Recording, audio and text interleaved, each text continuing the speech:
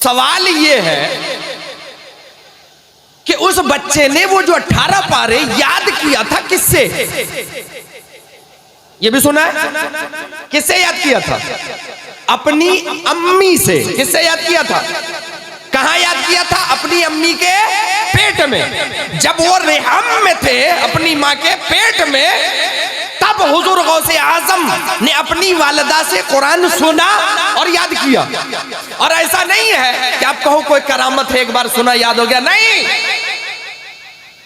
जब आप की रूह को आपके शिकम में मादर में डाला गया, तब से लेकर मसलसल 7 महीने 210 दिन रोजाना हुजूर गौसे आजम माँ की शिकम में है और अम्मा तिलावत कर रही है। सुबह उठी, फजर की नमाज पढ़ी, नमाज पढ़ के कुरान लेकर के बैठ गई, क्योंकि हाफिजा है, कुरान सामने है, पढ़ती जा रही है। अलिफ लाम मीम से शुरू किया और 18 पारे जो याद है उसकी तिलावत करके फिर उठती।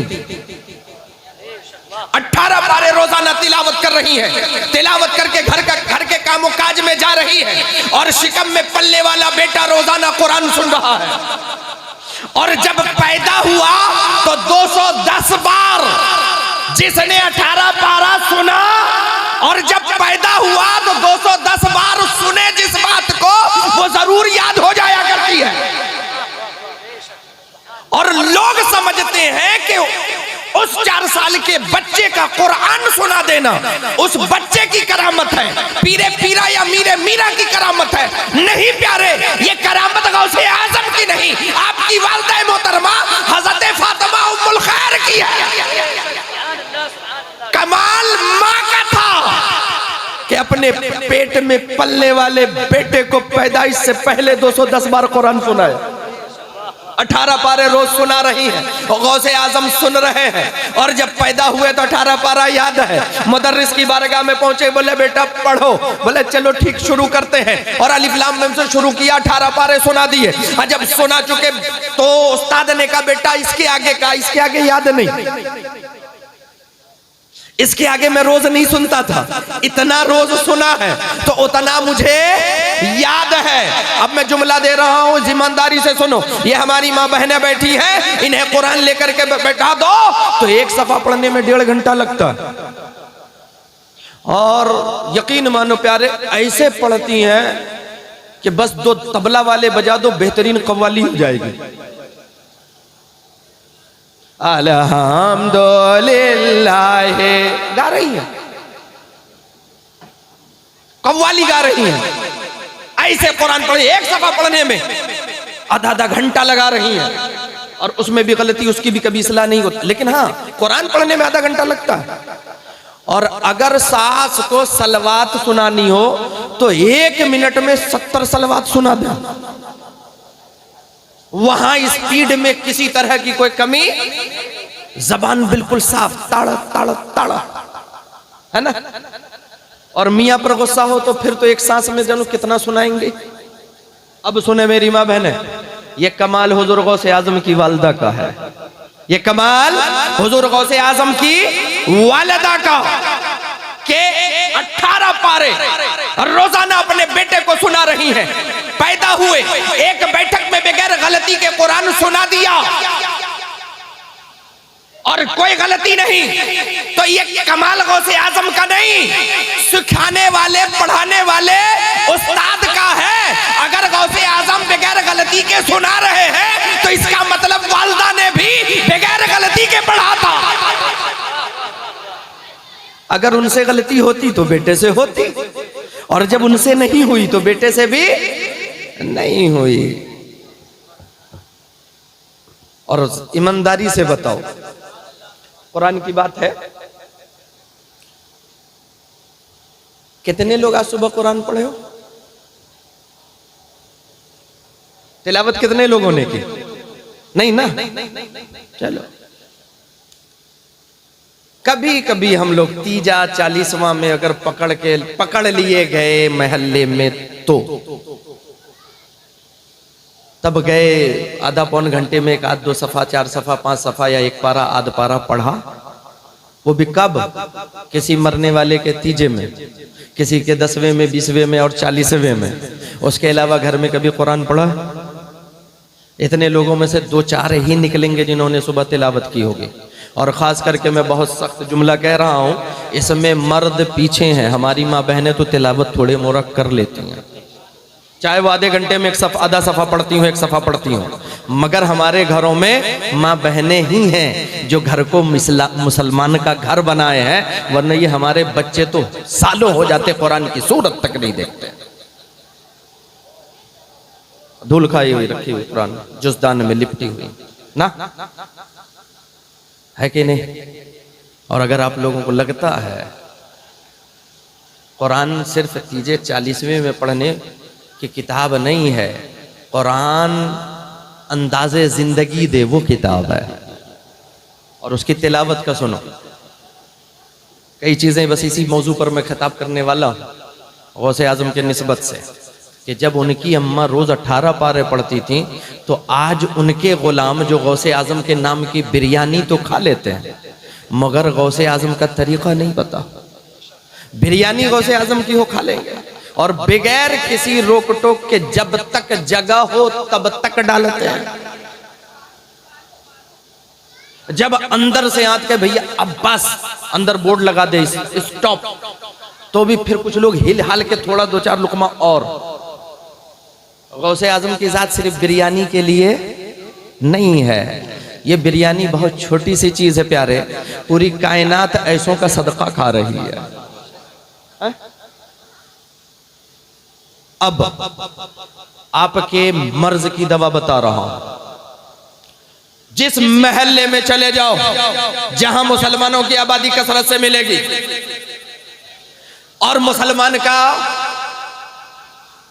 वो मिडिल क्लास तबका मिलेगा, ऐसी आबादी में चले जाओ हर दूसरी गली में एक बाबा मिलेगा जो बैठा हुआ पर्ची बना रहा है। और ये कौम सुबह पहुंच गए, बोले घर में बरकत नहीं है, मेरा बेटा कमा रहा है, मेरी बेटी कमा रही है। कुछ लोग कह रहे हैं मेरे अब्बा कमा रहे हैं, भाई कमा रहा है। हम लोग कुछ फुजुल खर्ची भी नहीं कहते, मगर बरकत नहीं है।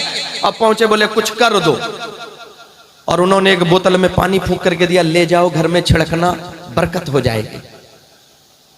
अगर अक्लमंद हो, दिमाग में भूसा नहीं भरा है, तो मैं एक सवाल पूछता हूं, अगर बोतल में पानी दम करने से घर में बरकत आती तो मैं बैठा तुम्हारे बोतल दम कर रहा होता, अपने न दम कर लेता?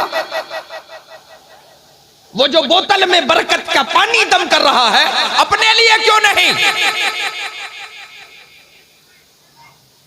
जिम्मेदारी से कह रहा हूं, अगर उसके छिड़कने से घर में बरकत आ जाती तो वो भी 20-20, 50-50, 100-100 रुपए के लिए बैठा दिन भर हमारी मां बहनों के लिए फूंक न छोड़ रहा होता, कुछ पानी अपने लिए भी दम किया होगा, मगर नहीं। और हम लोगों के अक्ल पर पर्दा पड़ा, वहां बरकत। अब सुनो बरकत का, जिस घर का मुखिया, हजरत इमाम गजाली रहमतुल्लाह अलैहि इरशाद फरमाते हैं कि जिस घर का मुखिया रोजाना कुरान की तिलावत बगैर किसी नागे के आदतन करता हो, रोजाना, चाहे वो 4 आयत करे या 4 पेज करे, पूरा पारा पढ़ने की शर्त नहीं है, सिर्फ कुरान की तिलावत है। कुरान उठाए वजू करे, कुरान उठाए खोले, क्योंकि कुरान का छूना इबादत, कुरान का देखना इबादत, कुरान का पढ़ना इबादत।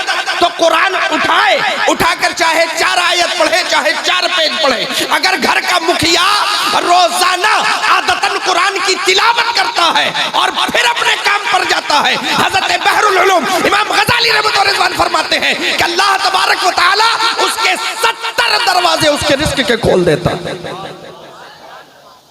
कितने दरवाजे? ये इतने सारे हैं कमाने वाले, कभी पढ़ के निकले कुरान? क्या कभी वुजू करके निकले कि चलो वुजू कर लें, 4 आयत ही सही कुरान पढ़ लें, और अगर पढ़ना ना आया तो चलो सीख लेंगे, लेकिन अब तो देख तो सकते हैं, क्योंकि कुरान का छूना और देखना भी इबादत है, तो चलो देख ही ले। नहीं पढ़ना जानते, सालों हो जाते नहीं उठाते, मगर दावा है गौसे आजम की मोहब्बत का। है ना? ऐसी मोहब्बत कबूल नहीं होगी उनकी बारगाह में। सुनो, सुबह के वक्त घर के मुखिया के लिए जरूरी है कि उठे, नमाज पढ़े, तिलावत करे। और फिर आप कहोगे ये मौलाना साहब इतनी बड़ी बात कर दी आपने, सुबह उठे, ये कैसे होगा? हम लोग तो 2 बजे रात तक मोबाइल देखते हैं, बिस्तर पर लेट के। अब तो ठंडी आ गई है तो रजाई ओढ़ के अंदर हम लोग। थोड़े दिनों बाद बीमारी निकलेगी, डॉक्टर इलाज कर रहे होंगे, इसकी उंगली तो ऐसे ऐसे चलती रहती है, इसको रोका कैसे जाए? नहीं, 2 बजे रात तक मौलाना साहब तो हम लोग तो मोबाइल देखते हैं। आप कह रहे हो सुबह उठना, तो जब हम सोए नहीं रात को तो सुबह उठेंगे कैसे? सुन लो, अब वो 2 बजे जो लड़का सो रहा है, यकीनन उसकी सुबह आंख नहीं खुलेगी। और जब आंख नहीं खुलेगी, सूरज निकल आएगा, फिर आप जगोगे। जब तक हमारे कौम के नौजवानों के चेहरे पर शैतान मूत के नहीं जाता, तब तक इनकी आंख नहीं खुलती। ये तो सुनी है ना कि सूरज निकलने के बाद शैतान सूरज निकलने से पहले सुलाता है, और जब सूरज निकल जाए तब मूत के जाता है। अब सो रहा था, अब बढ़िया है। और हम लोगों की तो आंखें नहीं खुलते जब तक मुतवा न ले। जिम्मेदारी से, ध्यान से।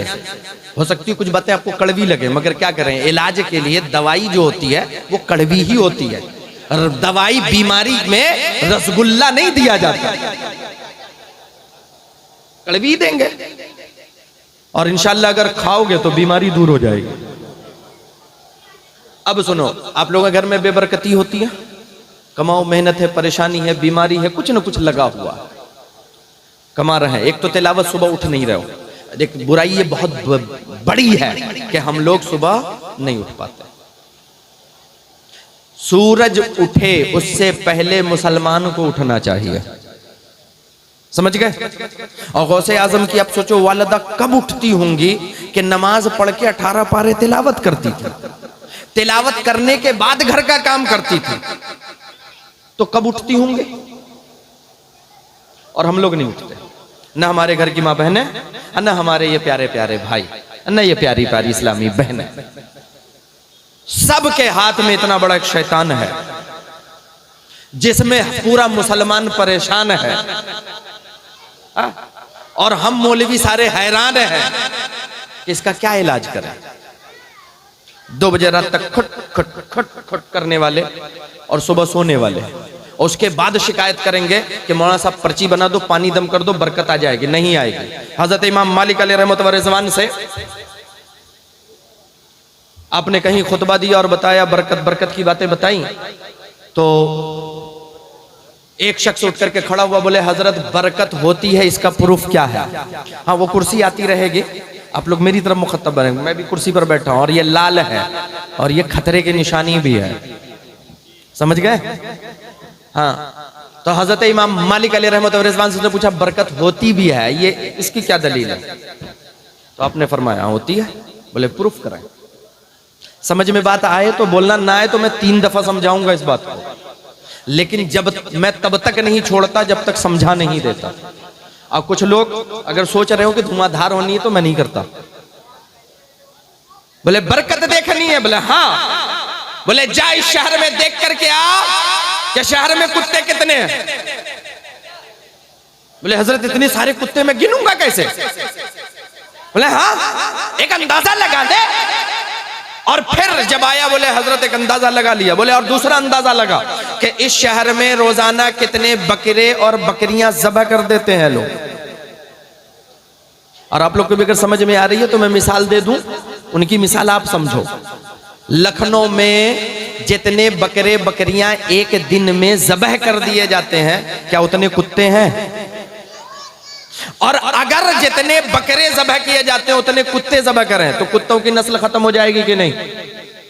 है ना? लेकिन क्या करें, हम मुसलमान हराम की तरफ नहीं देखते और हलाल नहीं छोड़ते, है ना? अब एक सवाल यह है कि इतने बकरे बकरियां रोजाना ज़बह हो रही हैं, कुत्ते ज़बह नहीं होते, कुत्ते काटे नहीं जाते, कुत्तों को कोई नहीं खा रहा है, बकरे बकरियां सब खा रहे हैं। और जितने कुत्ते हैं शहर में उतनी बकरे बकरियां रोजाना ज़बह हो रही हैं। हजरत इमाम ने फरमाया तो प्यारे जरा ये तो बताओ कि बकरे बकरियां साल में कितने बच्चे देते हैं? का कभी एक कभी दो, ज्यादा से ज्यादा कभी हुई तो 3, यही तो है। और कुत्तों के कितने बच्चे होते हैं? 8-10 दर्जन भर, यही तो होता है। बच्चे उनके यहां ज्यादा हो रहे हैं, कुत्तों के यहां काटे भी नहीं जा रहे हैं। बकरियों के यहां बच्चे कम हैं, काटे ज्यादा जा रहे हैं। मगर क्या कभी बकरे बकरियों को कम होते देखा? माशाअल्लाह, दुरूद शरीफ भी पढ़े, अल्लाहुम्मा सल्ली, माशाअल्लाह।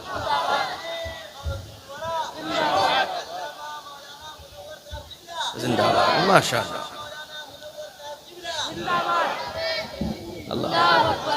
जारी रखें हजरत, ये खत्म कर, हाँ तशरीफ रखें। दुरूद शरीफ पढ़े साथ में, अल्लाहुम्मा सल्ली अला सय्यदिना मौलाना मुहम्मद मअदनिल जुद वल करम मनबइल इल्म वल हिल्म बारिक वसल्लिम व अला आलिहि व अस्हाबिहि अजमईन।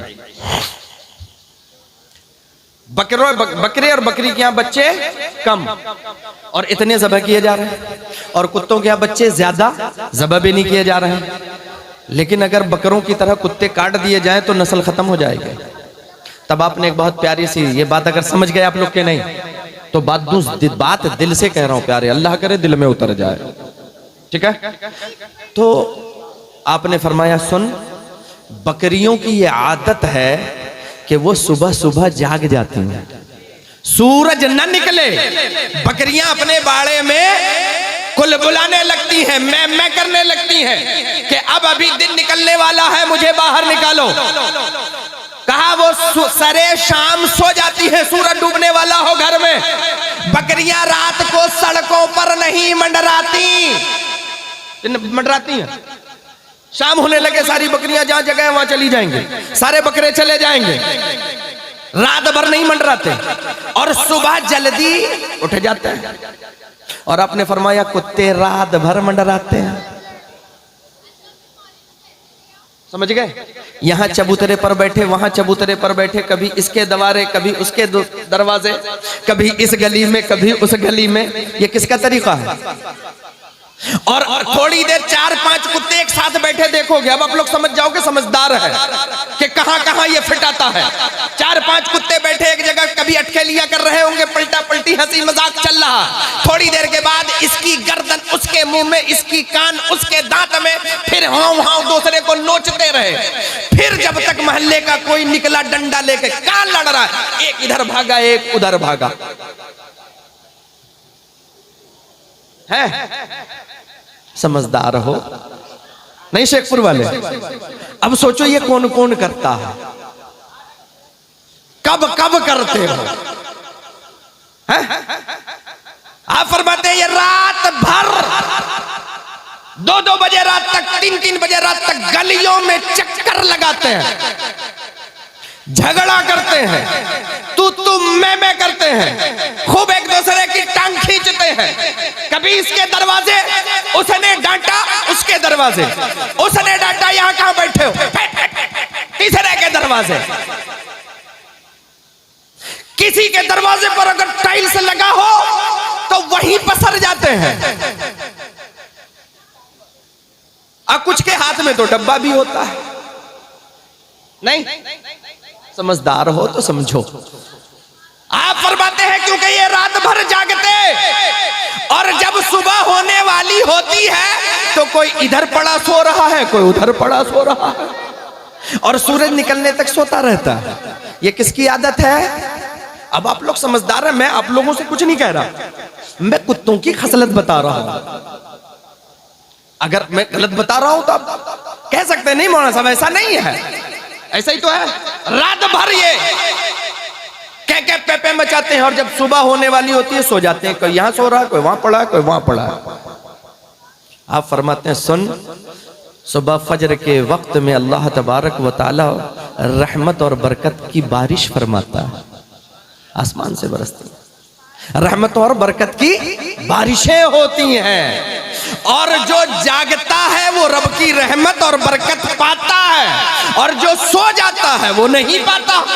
कहा बकरियां रहमत खुदा की रहमत पाती हैं, इसलिए उनकी नस्ल में बरकत है कि हजारों ज़बह कर दी जाती हैं मगर कभी कमी नहीं होगी। और कुत्तों के यहाँ बच्चे चाहे जितने हो, क्योंकि वो खुदा की रहमत और बरकत से महरूम है।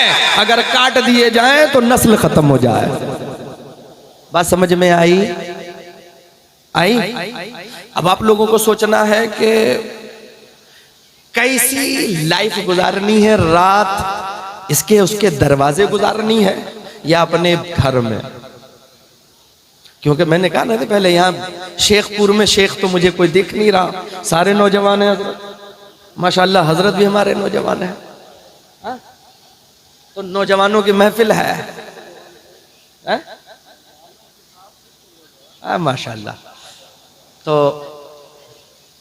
बैठे हैं, अब आपको फैसला करना क्या है।